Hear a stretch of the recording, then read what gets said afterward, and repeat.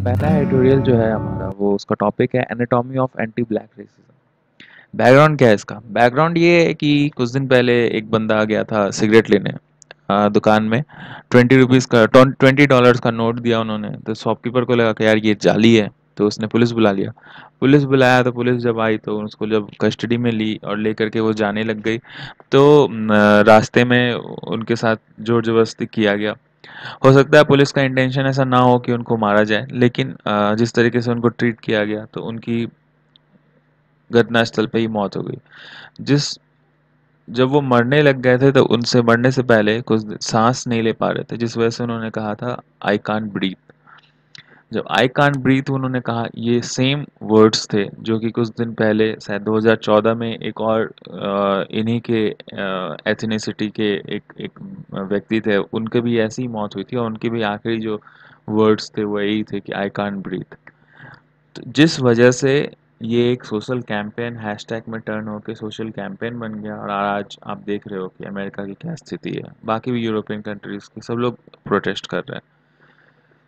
तो अब इसके ऊपर ये आर्टिकल है कि एक्चुअली में रेसिज्म होता क्या है, उसके कॉन्सिक्वेंसेस क्या है और वो क्यों इस तरीके से अभी भी यहाँ पे इतने सारे मूवमेंट्स के बाद भी अभी भी सरवाइव कर रहा है। तो चलिए शुरू करते हैं जो हमारा आर्टिकल है।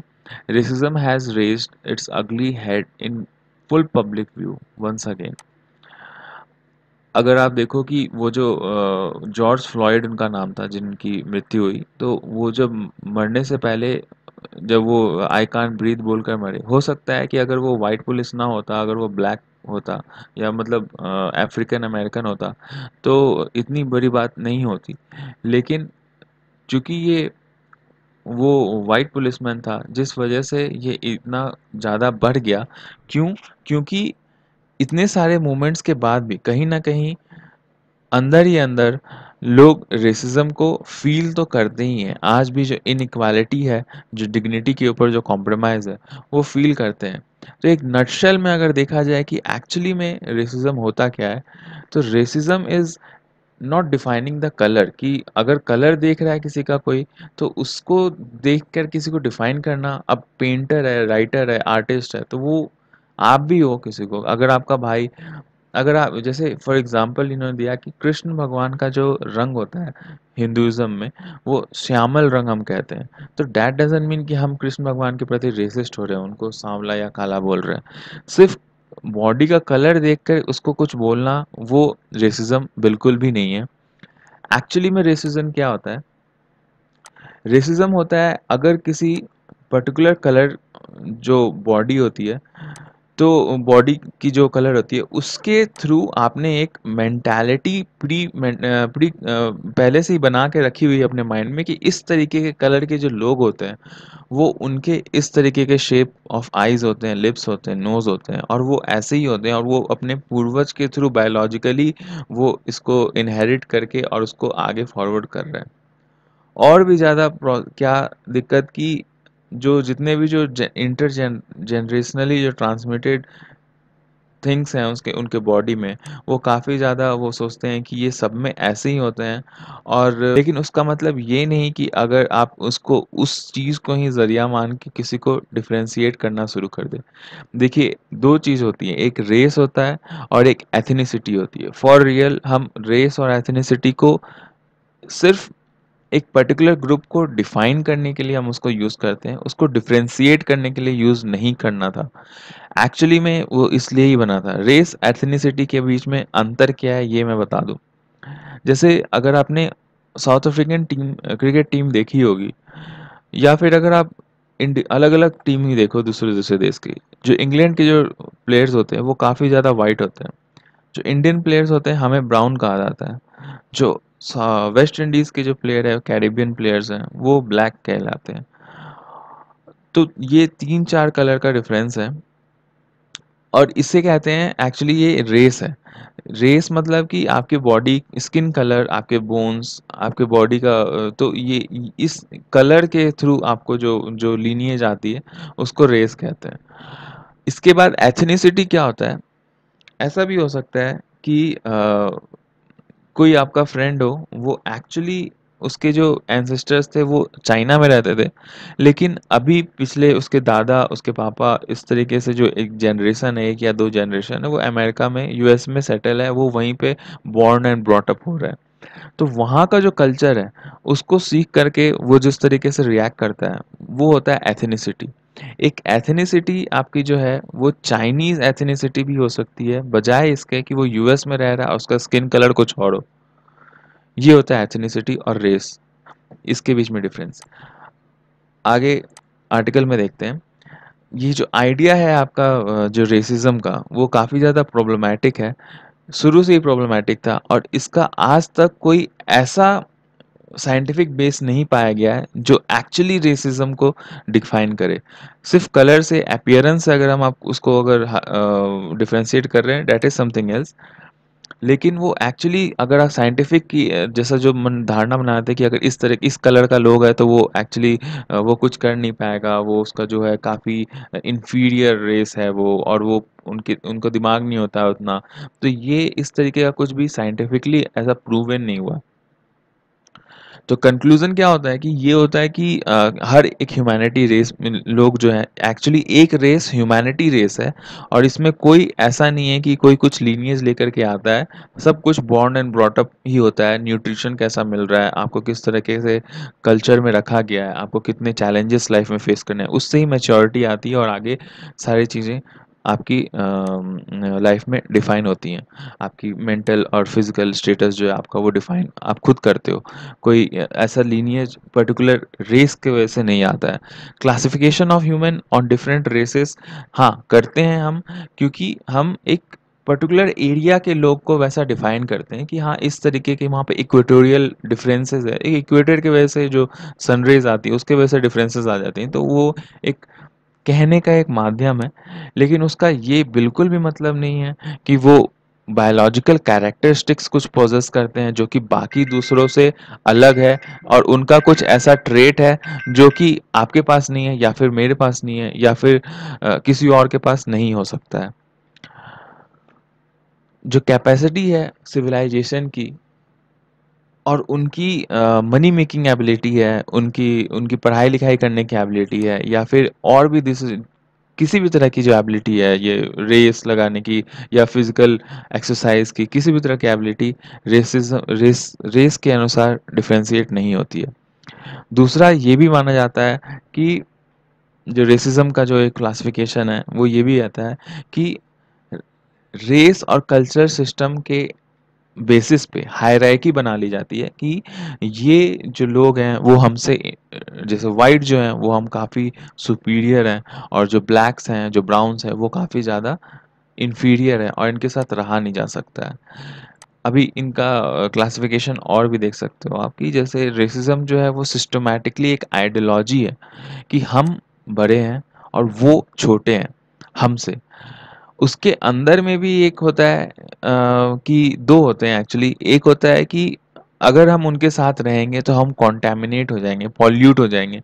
ये और भी भारतीय संस्कृति में भी आपने देखा होगा, जो ब्राह्मणिज़्म और ये सारा कुछ जो सिस्टम है, पॉल्यूशन और नॉन पॉल्यूटेंट की, घर की जो बहुओं को पहले वो घर से बाहर नहीं निकलने देते थे कि पॉल्यूटेड, कंटामिनेशन का वो प्रॉब्लम रहता था उनका, वंशवाद और ये सारा कुछ। तो ये एक्चुअली एक ग्लोबल फिनोमिनन है। कहीं पे जाति को लेकर के की जाती है और कहीं पे ये कलर को लेकर किया जाता है। अपना-अपना एक अपना वर्चस्व कुछ एक पर्टिकुलर ग्रुप ऑफ पीपल का अपने उस सोसाइटी में वर्चस्व स्थापित करने का एक तरीका होता है। एक्चुअली में कुछ एक साइंटिफिक ऐसा कुछ पाया नहीं गया है।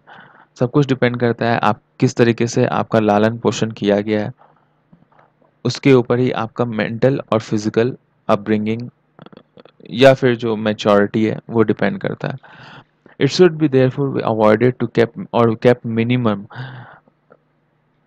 कि कंटामिनेशन ज़्यादा ना फैले, उस वजह से ये उनसे जो है जो ब्लैक जो लोग होते हैं उनसे ज़्यादा कांटेक्ट ना बने, ताकि कंटामिनेशन जो है वो ज़्यादा सीवियर ना हो। पहले तो ऐसा भी कहा जाता है कि साउदर्न स्टेट ऑफ अमेरिका में बहुत सारे सीवियर लॉज भी थे, जैसे हमारे इंडिया में भी थे, कि महाराष्ट्र में आप देखो कि जो शेड्यूल कास्ट के लोग थे उनके गले में घंटी बांध दी जाती थी और वो शाम को 3 बजे के बाद नगर में प्रवेश नहीं कर सकते थे। दूसरा ये उनके जो पदचिन्ह होते थे, जो खाली पैर पैदल चलते थे, तो धूल मिट्टी में जो उनके पदचिन्ह बनते थे, उसके पीछे वो अपने कमर में एक लकड़ा का टुकड़ा बांध कर चलते थे रस्सी में, ताकि वो जो उनके पदचिन्ह है उसके ऊपर वो पीछे से दाग लगाता जाए और उसकी जो फुट मार्क्स हैं वो हट जाए वहाँ से, वहाँ पे वो मिटते जाए, उसके ऊपर कोई चढ़ ना पाए। तो ये भी एक काइंड ऑफ रेसिज्म ही है। इसके बाद जो सेकंड एक जो अब आर्टिकल के ऊपर आते हैं वापस, जो सेकंड एक एक तो ये पहला था कि जिसको बिल्कुल कॉन्टेमिनेशन और पोल्यूशन की तरह से लेकर के चलते हैं, और दूसरा एक जो है कि कलर लाइन स्क्रिप्चर्स मेंटेन किया जाता है कि किसी भी चीज़ को इम्पोर्टेंट एक्सप्लेन करना है तो वो कलर कॉन्शियसनेस के वैसे, जैसे फॉर एग्जांपल क्रिमिनल केसेस भी आने लग गए हैं, अगर क्रिमिनलाइज हो जाता है जैसे कोई कलर, कि जैसे कहने लग गए हैं अगर कि ब्लैक के लोग जो हैं उनके उनके केसेस जो हैं वो यूएस में ज़्यादा आ रहे हैं, तो एक तरीके से उनको देखना शुरू कर देते हैं कि इस तरीके के जो लोग हैं वो कम पढ़े लिखे हैं और वो उनका क्रिमिनल रिकॉर्ड्स ज़्यादा है, जिस वजह से ही उनको ज़्यादा सीवियरली उनको ट्रीट भी किया जाता है और ज़्यादा उनसे उनके साथ स्ट्रिक्ट भी रहा जाता है। ये इन्फीरियर रेस और जो ये कॉन्सेप्ट जो है वो पहले भी देखा गया था एंटी सेमिटिज्म इन नाज़ी जर्मनी, और इसका जो फाइनल जो कि आगे चल के एक फाइनल सॉल्यूशन द होलोकॉस्ट में तब्दील हुआ। होलोकॉस्ट वर्ल्ड हिस्ट्री का एक काफ़ी इम्पोर्टेंट पार्ट है। आपके एग्ज़ाम्स में, रिटन मेंस एग्ज़ाम्स में भी उसका एक काफ़ी थोड़ा बहुत टच रहता है। तो मैं चाहूँगा कि आप इसको ऊपर देखो, गूगल करो होलोकॉस्ट के ऊपर में, और अगर कमेंट सेक्शन में बता सको, एक्सप्लेन करो अच्छे से, ताकि आप आगे चल के भूलो ना और बाकी दूसरे लोग भी आपको देख कर के इंस्पायर हो सकें और इससे आगे भी और कमेंट में लिख सकें। आते हैं वापस आर्टिकल के ऊपर। तो जो आइडियोलॉजी है डिस्प्ले के ऊपर कि रेसिज्म जो है वो न्यूट्रलाइज अभी तक नहीं हुआ, वो बिलीफ और जो कल्चर है वो एक्चुअली अभी भी सोसाइटी में बना हुआ है। जितने भी अनएडुकेटेड हैं, सोशियो इकोनॉमिकल मतलब पैसे नहीं है, या फिर जिस वजह से उनकी सोसाइटी जो है वो उस तरीके का ऊपर नहीं है, तो ये अनएडुकेटेड ना होना और सोशियो इकोनॉमिक डिप्राइव होना, मतलब कि उस उठना बैठना अच्छे जगह पे नहीं है, तो मैच्योरिटी उतनी जब नहीं आ पाती है, इसको लोग इस तरीके से देखते हैं कि वो एक्चुअली में उनका जो आईक्यू है वही लो है। तो ब्लैक और जो प्रेडेटरी जितने भी जो लोग हैं वो इनेट स्ट्रीक ऑफ स्लेव से स्लेवरी उनको माना ही जाता है, उनको ऐसा देख के रखा जाता है कि इनको अगर दबा के नहीं रखा गया तो हो सकता है ये हमारे सोसाइटी में भी वो फैल फैल जाएं, और इनके साथ अगर बाई चांस जैसे अगर शादी विवाह होना शुरू हो गया तो ये हमारे सिविलाइजेशन को भी भ्रष्ट कर देंगे। ये एक मेंटालिटी चली आ रही है। इसके साथ ये भी एक आइडियोलॉजी है कि एंटी ब्लैक रेसिज्म जो है वो आपकी 9 मिनट वीडियो क्लिप जो है मर्सिलिनिस की, आप यूट्यूब पे सर्च कर सकते हो, उसके ऊपर भी काफ़ी ज़्यादा वो आइडियोलॉजी के ऊपर। तो कुछ अमेरिकन ऐसे हैं जिनको रेसिज्म तभी दिखता है जब कोई वायलेंस होता है। उनको ऐसा लगता है कि यार इतना सारा जो अभी तक सिविल राइट्स मूवमेंट चला है तो क्या अभी तक रेसिज्म ख़त्म नहीं हुआ है? आप लोग ये हमेशा जो वायलेंस और ये सारा कुछ जो जुलूस निकालते रहते हो रोड पे। तो नहीं सर, ऐसा नहीं ख़त्म हुआ है। एक्चुअली क्या हुआ कि उनको लगता है कि एजुकेशन हुआ, इतना सारा गुड लॉज बन गए, तो क्या रेसिज्म ख़त्म नहीं हुआ? नहीं, ख़त्म नहीं हुआ है, क्योंकि आप ये देखो अगर एजुकेशन से ही ये चीज़ ख़त्म होता तो यूरोपियंस को तो शुरू से ही एजुकेशन था। जो जितने भी वर्ल्ड में जो कॉलोनाइज किए गए जो अलग अलग जगह, वहाँ पे फिर भी रेसिज्म किया गया ना, वो किसके द्वारा किया गया? सो कॉल्ड एजुकेटेड लोग के साथ के द्वारा ही किया गया। तो अगर सिर्फ एजुकेशन से ये ख़त्म हो पाता तो ऐसी तो बात ही नहीं हो पाती। हाँ, गुड एजुकेशन से और रैशनल आर्ग्यूमेंट से ये ख़त्म किया जा सकता है, और तब ख़त्म किया जा सकता है जब ये कल्चरली और सोशली बिलीफ जो है वो बिलीफ सिस्टम जो है वो चेंज हो पाए, जो कि एक जनरेशन वाइज ये चेंज होता है और एकदम सडनली ये चेंज नहीं हो पाता है। जितने भी जो आपके जो सक्सेसफुल मूवमेंट्स हैं, वो उसके पहले जो है कि वो ओपन डिस्क्रिमिनेशन होता था ब्लैक्स का, लेकिन ये जो मूवमेंट जैसे ही आए उसके बाद से अब भी डिस्क्रिमिनेशन होता है, लेकिन वो अंदर अंदर होता है, लोग लॉस के वजह से ओपनली बोलते नहीं है। तो जिस वजह से ये जो स्टिग्मा है अभी भी अंदर अंदर चल रहा है, और ऐसा भी होता है कि ये जो स्टिग्मा है और ये जो सताया जा रहा है लोग को अंदर अंदर, तो वो मतलब क्रिमिनल रूप ले लेता है। जैसे मान लीजिए कोई अगर उसके ऊपर रिएक्ट कर गया, तो वो उसके ऊपर क्राइम कर लेता है, और उसके आगे चल के प्रॉब्लमैटिक भी हो जाती है। इस वजह से जैसे अभी हमने डिस्कस करा कि क्रिमिनलाइजेशन भी हो गया है कलर का। कलर बेस्ड स्लेवरी पहले होता था, अब कलर बेस्ड क्रिमिनल सेग्रीगेशन भी हो गया है। For example, death penalty information centre of US जो है, उनकी ये रिपोर्ट है कि टोटल 291 ब्लैक्स को डेथ पेनाल्टी दी गई है, और उसके बदले अगर वाइट्स को अगर आप देखो तो सिर्फ 21 ऐसे लोग थे जो कि जिनको पेनल्टी दी। तो ये 14 टाइम्स से ज़्यादा भी आपका ये बढ़ा है, मतलब 14 टाइम्स का एक रेशियो है कि उतने ज़्यादा ब्लैक जा रहे हैं और वाइट उसके कंपैरिजन में बहुत ही कम थे। तो ये जो एक लेबलिंग हो जाता है कि इस तरीके के लोग जो हैं वो क्रिमिनल ही होंगे, तो ये भी एक काफ़ी ज़्यादा हानिकारक सोशल नॉर्म्स है। इसके बाद आप ये देखो कि जो फील गुड एंटी रेसिज्म है, कुछ अमेरिकन्स को ऐसा भी लगता है कि यार रेसिज्म जो है वो सही नहीं है, और या फिर किसी को लगता है कि यार ये रेसिज्म जो है वो ठीक हो रहा है, ठीक हो रहा है। जो कुछ लोग ऐसे होते हैं, तो उनके साथ भी एडुकेशन और रैशनल आर्गुमेंट के साथ सिंपली वो वर्क नहीं करेगा। उनके साथ बस सिर्फ एजुकेशन से ये सारा कुछ डिसमेंटल नहीं होगा। एक्चुअली में एक सोशल स्ट्रक्चर और इस तरीके के जो मूवमेंट्स हैं उनसे ही ये जागरूकता फैलेगी, और एक रैशनल जो आर्गुमेंट्स होते हैं, डिबेट्स होते हैं, रिजीम चेंज जो होता है, उससे ही एक काफ़ी बड़ा एक मैसेज आता है। और 2 3 4 जनरेशन को जब तक ये मैसेज नहीं जाएगा, तब तक ये कम्प्लीटली ये रेसिज्म जो है वो ख़त्म नहीं होगा सोसाइटी से। लेकिन क्या ये जो मूवमेंट है वो हम पीसफुल रख सकते हैं? जब तक ये पीसफुल नहीं होगा मूवमेंट, तब तक ये सस्टेन नहीं कर पाएगा ये मूवमेंट। क्योंकि अगर आप वॉयलेंस और जो अभी चल रहा है वहाँ पे यूएस में, कि अगर वॉयलेंस और डकैती और चोरी इस तरह की भी चीज़ वहाँ पे हो रही है, मॉल्स और शॉप्स को लूट लिया जा रहा है, जब तक ये चलता रहेगा तो ये मूवमेंट्स को चलने नहीं दिया जाएगा आगे। और ये जो इविल है वो कंटिन्यूअसली इस तरीके के सारे हैं वो आपके सोसाइटी को हॉन्ट करते रहेंगे बार बार।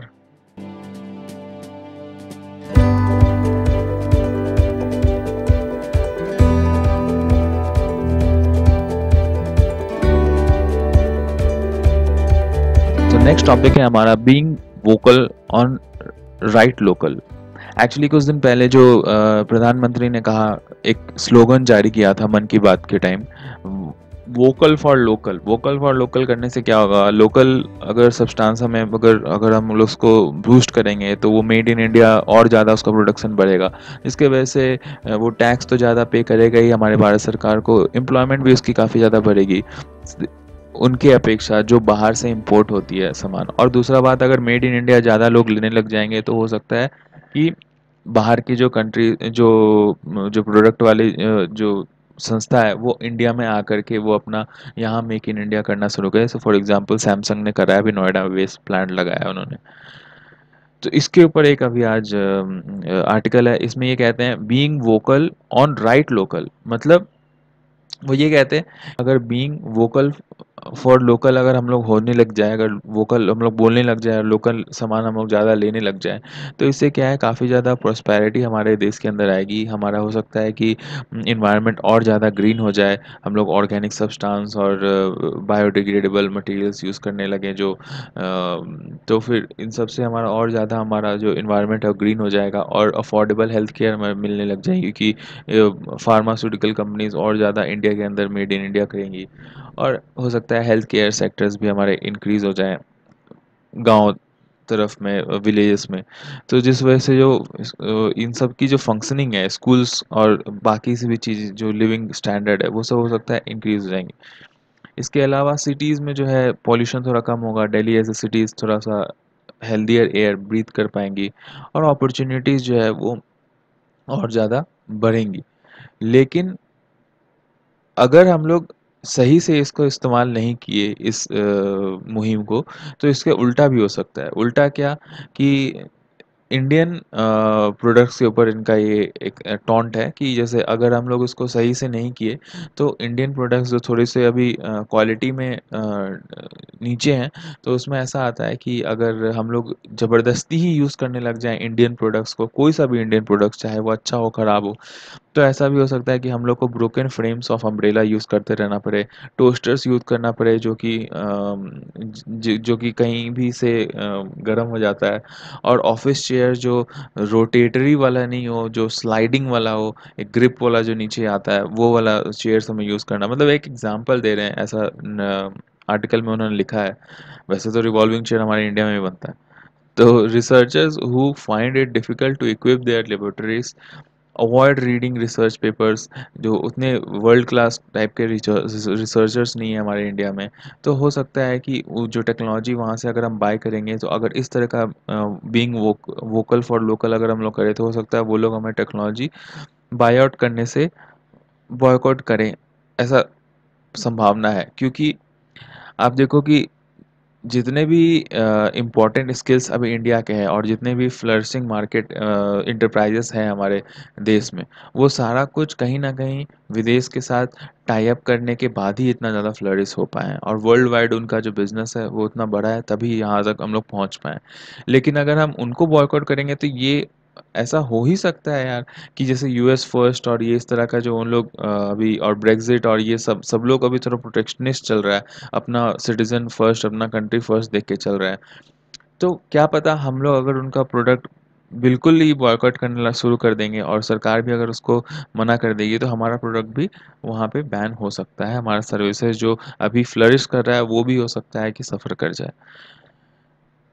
तो अगर ये हम लोग अगर मान के नहीं चले, तो हो सकता है कि आगे चल के हमारे स्किल्ड लेबर्स भी जो हैं वो रोड पे स्किल होने के होने के बावजूद, एक्सपीरियंस होने के बावजूद, कैपिटल की कमी के कारण, एफडीआई की कमी के कारण विलेजेस में रहना पड़े, और लोअर लिविंग स्टैंडर्ड्स में हमें अपना जीवन यापन करना पड़े। उन्होंने नोटिस करा जो कोविड-19 के पहले उन्होंने नहीं करा था, कि वेट कंक्रीट लेके, मतलब सीमेंट का एक कत्था लेकर, और कोई राजस्थानी लेडी उनके घर के पास से पास हो रही थी, कोई कंस्ट्रक्शन में काम कर रही थी। उन्होंने अपने दर्जी से बात किया, जो कि अपने पेरेंट्स और ऑफिस स्टाफ इन सब से वेडिंग में मिलना चाहता था, जो मेदिनीपुर वेस्ट बंगाल में था। उन्होंने अपने कारपेंटर से बात किया, जो मेरठ में अपने पेरेंट हाउस को जाना चाहता था, अपनी वाइफ को वहाँ छोड़ करके वो वापस आया था। उन्होंने अपने सिक्योरिटी गार्ड से बात किया, जो कि झारखंड का है, और वहाँ पे उसे एक गाय खरीदना for new ration card for his family. I got latest news on radio cab contractor, और उसी जो कैब में वो जब वापस आ रहे थे, तो उन्होंने भागलपुरी टैक्सी ड्राइवर से बिहार के पॉलिटिक्स में जो इलेक्शन आने वाला है उसके बारे में उन्होंने उससे भी डिस्कस करा। तो वो ये कहते हैं कि ये सारा कुछ इनकाउंटर मैंने पहले फील नहीं करा था, लेकिन ये जब इनकाउंटर मैंने अभी फ़िलहाल जो फील करा है, तो इससे लाइफ जो है वो काफ़ी ज़्यादा और कलरफुल हुई है, और और मुझे काफ़ी अच्छा लगा है। लेकिन इसका फ्लिप साइड अगर आप देखो, तो ये पता चलता है कि ये सारे लोग कहीं न कहीं यहाँ पे किसी न किसी मजबूरी की वजह से यहाँ रह रहे हैं। अगर वो अपने एंसेस्टर्स प्लेस में इस पैंडेमिक में रह पाते, तो उनके लिए ये सबसे अच्छा प्रावधान होता। लेकिन वहाँ पे वो उतना अफ़ोर्ड नहीं कर पाते हैं, उतना हाई इनकम नहीं ले पाते हैं, जिसकी वजह से अपने बच्चों को पढ़ा पाएँ और एक हेल्दी लाइफ़स्टाइल जी पाएँ। जिस वजह से वो उनको ये ऐसा मजबूरी है कि वो यहाँ पे काम करना पड़ता है मेट्रो सिटीज़ में, जैसे दिल्ली हो, कोलकाता हो या मुंबई हो। तो इससे क्या इमेज आता है? इससे इमेज यही आता है कि हमें गाइड करना चाहिए हमारे लोकल्स को, जिससे कि विलेज डेमोग्राफिक जो है वो आजकल जो चेंज होते जा रहा है। For example Himalayan foothill Himalayan cities जो था पहले, वो उसमें बहुत ही नॉमिनल लोग रहते थे, बहुत स्कैटर्स विलेज और 3-4 विलेज इस तरह के विलेजेस हुआ करते थे। आज के डेट में वहाँ पे एक वेल एस्टैब्लिश्ड सिटीज़ टाइप के विलेजेस जो हैं वो सिटीज़ में टर्न हो रही हैं, पॉपुलेशन वहाँ पे भी ग्रोथ, बहुत सारे ऐसे फैमिलीज़ हैं जो कि लोकली रहते हैं, लेकिन वो इतने ज़्यादा डिस्टेंट में रहते हैं, टायर 2 सिटीज़ के भी लोग, कि जिसके वजह से फैमिली होने के बाद भी वो लोग एक साथ साथ में नहीं रह पाते हैं। तो इन सब के लिए जब वो घर अभी जब वापस गए हैं, जितने भी जो श्रमिक अभी पैंडेमिक की वजह से, तो ये सब जब घर अभी वापस गए हैं तो उनको एक इमीडिएट सब्सटैंशियल सोशल ट्रांसफ़र की ज़रूरत है। सोशल ट्रांसफ़र मतलब उनको वहाँ पे किसी भी तरह का कम्युनिटी स्ट्रेंथनिंग या फिर कैसे भी करके उनको वहाँ पे लाइवलीहुड अर्न करने का एक ज़रिया उनको वहाँ पे दिलवाना भारत सरकार की ज़िम्मेवारी। और दूसरा, हमें साथ ही साथ अपनी कम्युनिटी को थोड़ा-सा स्ट्रेंथन भी करना पड़ेगा। गाँव देहात में स्कूल, क्लिनिक, हॉस्पिटल, इनको रीचेबल बनाना पड़ेगा और काफ़ी एफ़िशिएंट बनाना पड़ेगा अभी फ़िलहाल से। जो विंडो ऑफ क्रेडिट है हमारा गाँव देहात में, उसको ये टैगलाइन के साथ नहीं देना पड़ेगा, ये लेबल के साथ नहीं कि भाई ये गाँव जो है इसमें सिर्फ़ और सिर्फ़ फार्मर्स ही रहते हैं या फिर लेबर्स ही रहते हैं। हमें वो माइक्रो एंटरप्राइजेज़ हो या फिर फार्मर हो, अगर किसी को क्रेडिट चाहिए तो उसके नॉर्म्स उस हिसाब से होने चाहिए। क्योंकि अगर हम जब तक ये टैगलाइन वाला सिस्टम ख़त्म नहीं करेंगे तो हम लोग यही सोचते रहेंगे कि हर एक विलेज में गरीब फार्मर रहता है, उसे लोन वेवर चाहिए, और एक लेबर रहता है जिसे किसान क्रेडिट कार्ड या फिर मनरेगा वाला स्कीम चाहिए, तो हम सोशल स्कीम्स ही चलाते रहेंगे। तो एक दूसरे पॉइंट ऑफ व्यू से पोस्ट कोविड-19 हमें सोचने की ज़रूरत है, जिससे कि जो पॉलिसीज़ हैं वो डेवलप हो सकेंगी और जो स्किल्स हैं उसको न्यू प्रोस्पेक्टिव वे में हम यूज़ कर सकें। क्योंकि माइग्रेंट वे लेबरर्स जो हैं वो सिटीज़ में कुछ ना कुछ स्किल में काम करते थे। जब वो वापस घर गए हैं तो कुछ ना कुछ वहाँ पे भी वो करेंगे, तो स्किल सेट मैपिंग जो है, जैसे कुछ दिन पहले आपने सुना होगा यूपी में स्किल सेट मैपिंग काफ़ी अच्छी व्यवस्था अभी की गई है कि कौन क्या काम करता है, कौन लेबर का काम करता है, कौन स्किलफुल कारपेंटर है, दर्जी है, कुछ भी जो करता है, तो उस हिसाब से उनको वहाँ पे रोज़गार दिया जाएगा। तो इस तरीके की जो प्लानिंग है वो अभी और दरकार है उसकी हमारे भारत सरकार में।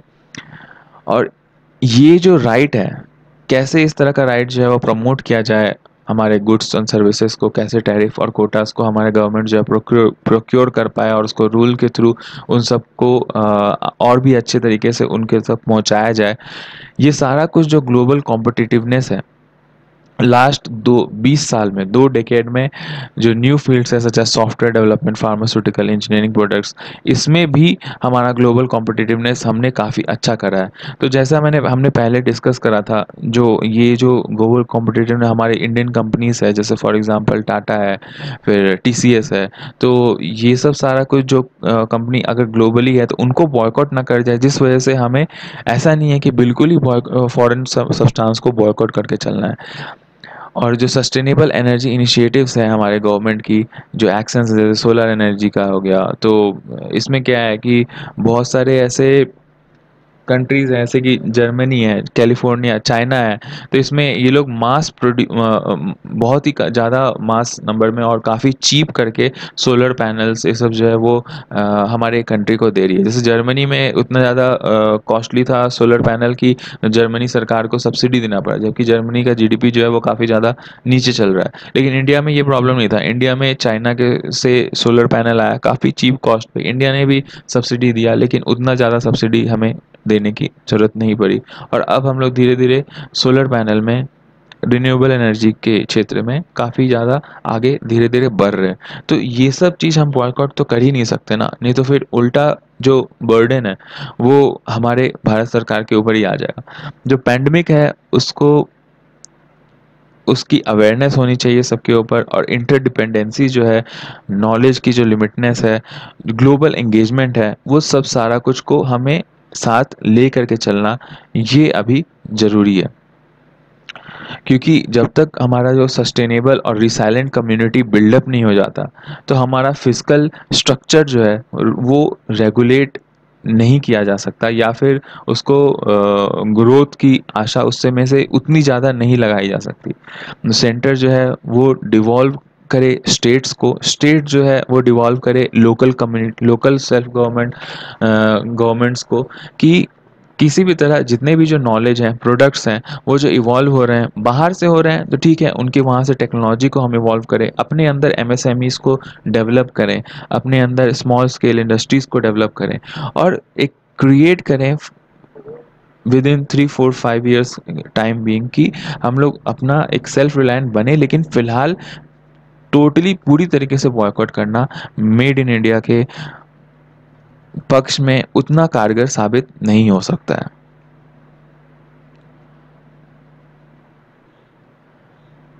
नेक्स्ट जो हमारा इशू है वो है flattening the climate curve.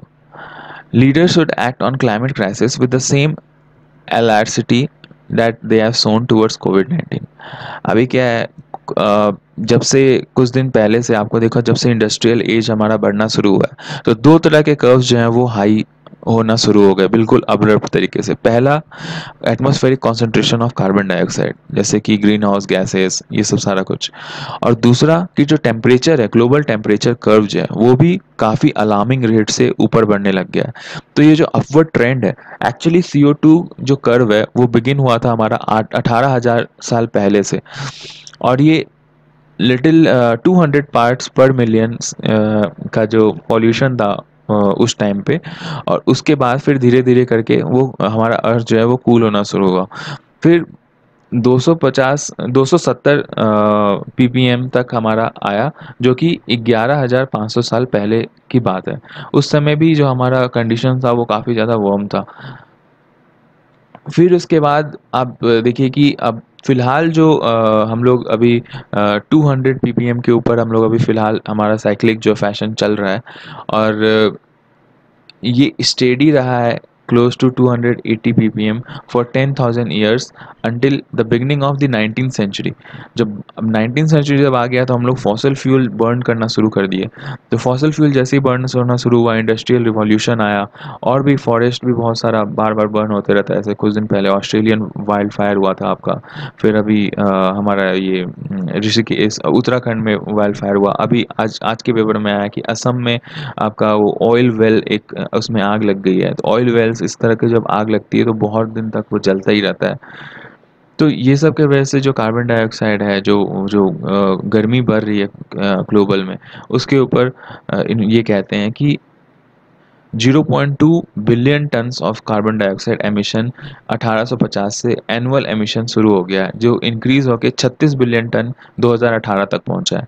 CO2 accumulation atmosphere में जो है कि ह्यूमन अब उसको मतलब अल्टर करने के बियॉन्ड रिकॉग्निशन पहुंच चुका है, मतलब उसके उसके बस की नहीं रह गई है। अब बहुत मुश्किल से अगर वो कुछ कर पाएगा तो हो सकता है मुश्किल से 0.5% या डिग्री सेल्सियस तक हो सकता है कम करे। और उसको CO2 को जो एमिशन भी हो रहा है, अगर हम चाहें कि बहुत बड़े मतलब ऐसे कुछ आर्टिफिशियल तरीके से, जैसे अभी फ़िलहाल तो जो CO2 मतलब ऐसे मदर नेचर जो है काफ़ी ज़्यादा उनका मैकेनिज़्म है कि हम वेजिटेशन के थ्रू, अगर बहुत सारा प्लांट्स हो, फॉरेस्ट हो, तो उसके थ्रू वो कार्बन डाइऑक्साइड खुद ही शक इन करके सैनिटाइज मतलब उसको फ्लश कर देती है। लेकिन और सी ओशियंस भी जो है वो भी बहुत सारा कार्बन डाइऑक्साइड एटमॉस्फेयर का अपने अंदर ले लेती है।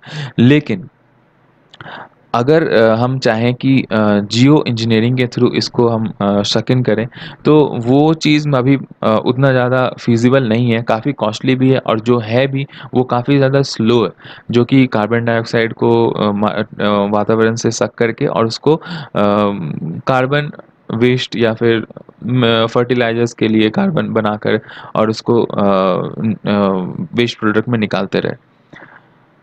तो 1850 ऑनवर्ड्स जो है एक ओवर सेंचुरी तक, मतलब 1950 तक जो ग्लोबल ग्लोबल टेम्परेचर जो है वो स्लाइटली धीरे धीरे धीरे धीरे करके बढ़ना शुरू हुआ।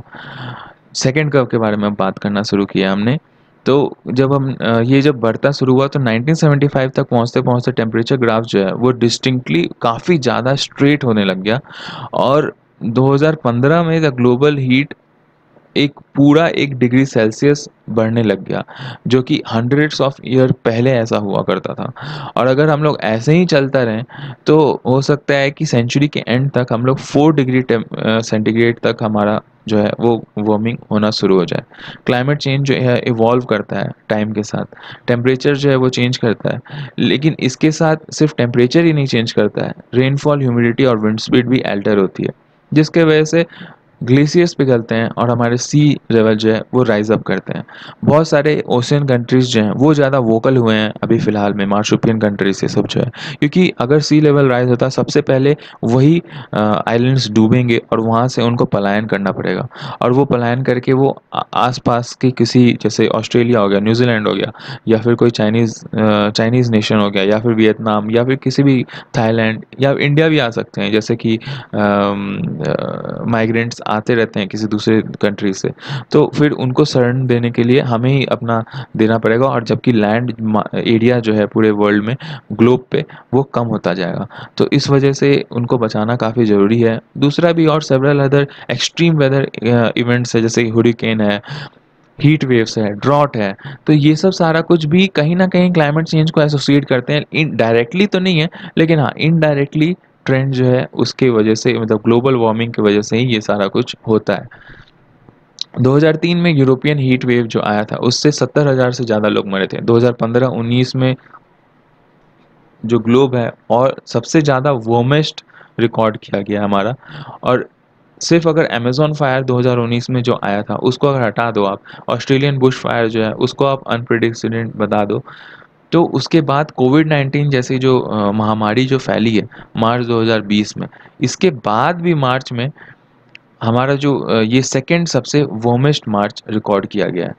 Climate impact lab at university of Chicago जो है वो इंडिया को वार्निंग दी है लास्ट ईयर कि ग्लोबल CO2 एमिशन अगर आपने कंट्रोल नहीं किया, अगर कंटिन्यू करते रहो इसी गैलोपिंग स्पीड, गैलोपिंग मतलब जो घोड़ा चलता है धीरे धीरे, हल्के हल्का दौड़ने और हल्का चलने वाले स्टाइल में, इसी तरीके से अगर आप बढ़ते गए तो 4 डिग्री सेंटीग्रेड तक आप लोग राइज कर पाओगे। एवरेज समर जो है आपका 4 डिग्री सेंटीग्रेड ज़्यादा गर्म होना शुरू हो जाएगा। एक्सट्रीमली हॉट डेज जो है वो 35 डिग्री से भी अबव हो जाएगा, और ये जो है आगे चल के 5 दिन तक ऐसा हो सकता है। 2010 में ये 5 दिन ऐसा था कि 35 डिग्री डिग्री सेंटीग्रेड तक हम लोग जाते थे हाईएस्ट। अब 2050 तक ये 15 दिन तक हो जाएगा, और 2100 2100 ईयर तक ये 42 डेज तक कंटिन्यूसली 35 या हो सकता है 40 डिग्रीज तक भी रहे। मोर मॉडरेट एमिशन सिनेरियोज क्या हो सकते हैं? As a result of countries largely fulfilling their commitments under Paris climate change, अगर हम लोग पेरिस क्लाइमेट चेंज की सारी जो नॉर्म्स हैं वो सारा कुछ अगर हम मानते हैं, तो ग्लोबल टेम्परेचर जो है वो राइज 2 डिग्री कंपेरेटिव 2 डिग्री से थोड़ा कम रहेगा प्री इंडस्ट्री लेवल के कंपैरिजन में। टैकलिंग द क्लाइमेट क्राइसिस, अगर हम लोग ये ग्रीन हाउस गैस जो है उसके एमिशन को अगर हम रोकना चाहें किसी भी तरीके से, इंटर गवर्नमेंट पैनल से या फिर किसी जियो इंजीनियरिंग क्या होता है, मतलब कि किसी भी तरीके से टेक्नोलॉजी के हेल्प से या फिर किसी ऑर्गेनिक सब्सटेंस के हेल्प से, अगर हम लोग किसी भी तरीके से क्लाइमेट चेंज हो रहा है उसको अगर हम लोग रोकने की कोशिश करते हैं इंजीनियरिंग करके, तो उसको जियो इंजीनियरिंग हम लोग कहते हैं। इंटर गवर्नमेंटल पैनल तो ये भी कहती है कि क्लाइमेट चेंज के को से लड़ने के लिए हमें $2.4 ट्रिलियन चाहिए 2035 तक, तभी जाकर के हमारा जो वार्मिंग है वो 1.5 degree centigrade relative to pre industrial level, मतलब इंडस्ट्रियलाइजेशन से पहले का जो टेम्परेचर था उसके लेवल में हम लोग आ पाएगा। लेकिन इसके लिए जो खर्च है वो 2.5% ऑफ ग्लोबल जीडीपी, सारे कंट्रीज का मिला के जो जीडीपी है उसका 2.5% खर्च होगा। ऐसा भी होता है कि जो यूएन कंट्रीज़ हैं, यूएन क्लाइमेट कॉन्फ्रेंस जो हुआ था 2019 में, तो उसने रिचेस्ट कंट्रीज़ जो हैं जैसे यूएस हो गया, यूरोपियन यूनियन हो गया, तो ये लोग, उन्होंने कहा था कि हम लोग हर साल $100 बिलियन जो है वो पुअर कंट्रीज़ को देंगे, ताकि वो ग्रीन हाउस गैस को रोकने के लिए न्यू टेक्नोलॉजीज़ को इंपोर्ट कर सकें, और इसका क्लाइमेट चेंज वाले जो मुहिम है उसमें वो हेल्प कर सकें, अपना भी योगदान दे सके, फाइनेंशियल क्राइसिस उनके पास ना हो। लेकिन ऐसा हुआ नहीं है। डाटा है हमारे पास, वो ये बताता है कि टोटल 2017 तक 2009 में ये कॉन्फ्रेंस हुआ था, 2017 तक सिर्फ $71 बिलियन ही के को उन्होंने डोनेट दिया। जो है वो ह्यूमैनिटी को एक काफ़ी अच्छा थोड़ा सा रिलीफ प्रदान किया है कि हमारा क्लाइमेट चेंज जो कर्व है वो काफ़ी ज़्यादा नॉर्मल हुआ है। और आपने देखा होगा कि दिल्ली और सारी जगह भी जितने भी इन्वायरमेंट जो पॉल्यूशन ज़्यादा है वहाँ पे भी काफ़ी ज़्यादा अभी ठीक पॉल्यूशन कम सा रह रहा है। टेम्परेचर कम नहीं हुआ है लेकिन पॉल्यूशन काफ़ी ज़्यादा कम है, क्योंकि टेम्परेचर कम होने के लिए एक काफ़ी प्री कंसीव्ड मैकेनिज़्म होता है। वो ऐसे तुरंत में 1-2 महीने के पॉल्यूशन कम होने से टेम्परेचर अब्रप्टली कम नहीं हो सकता है। तो इसमें क्या होता है कि अब ये जो है अब कब तक ये मेंटेन रहता है ये सवाल है। लेकिन ये है कि अब राइटर कहते हैं कि हो सकता है जब तक इकोनॉमी पिकअप ले फिर से वापस, तब तक तो एटलीस्ट धीरे धीरे करके ये पॉल्यूशन थोड़ा कम ही रहेगा। एक बार जब वो फिर से इकोनॉमी अपने फुल स्विंग में वापस आ जाएगी तो हो सकता है कि ये फिर से डिटोरिएट करना, पॉल्यूशन जो है वो ख़राब होना शुरू हो जाए। तो उसके लिए हमें अभी से ही जो है वो मतलब दूरदृष्टि का एक मैकेनिज्म लेकर चलना पड़ेगा। और हम लोग अभी मेंटेन करके रखना पड़ेगा कि भाई अभी पॉल्यूशन कम हो गया है तो इसके बाद ज़्यादा डिटोरिएट ना हो सके, और हम लोग इसको रोकथाम करके आगे चलना शुरू, क्योंकि पैंडेमिक के लिए आप लोग तो, महामारी के लिए आप लोग इतना ज़्यादा सगर हो गए अचानक से, लेकिन क्लाइमेट चेंज की वजह से भी आप लोग आज नहीं मरोगे लेकिन कुछ दिन बाद तो मरोगे ही। उतने ज़्यादा सीरियस नहीं है। ये तो सिर्फ कॉग्निटिव साइकोलॉजिस्ट ही बता सकता है कि जिस वजह से कि क्या ऐसा वजह है जिस वजह से CO2 एमिशंस, जो बिलियंस ऑफ टन्स का जो एमिशन होता है हर साल, वो उसको लोग क्यों नहीं रोकने के लिए इतना अच्छा एग्रेसिव स्टेप्स उठाते हैं। टेक्नोलॉजिस्ट और इकोनॉमिक्स भी ऐसा मानते हैं कि, और सोशल साइंटिस्ट भी ऐसा मानते हैं कि अगर हम लोग बिहेवियरल चेंज लेकर के आएँ, सस्टेनेबल प्लांट बेस्ड प्रिंसिपल्स अपनाएं, इक्विटी और क्लाइमेट जस्टिस करें, तो ये अक्रॉस द नेशन हम लोग इसको पालन कर सकते हैं। और इसकी रिस्पॉन्सिबिलिटीज़ जो है वो मेजर ग्लोबल लीडर्स जो हैं उनको उठानी चाहिए, ताकि जो क्लाइमेट क्राइसिस है उनको भी हम अलार्मिंग रेट से एड्रेस कर सकें।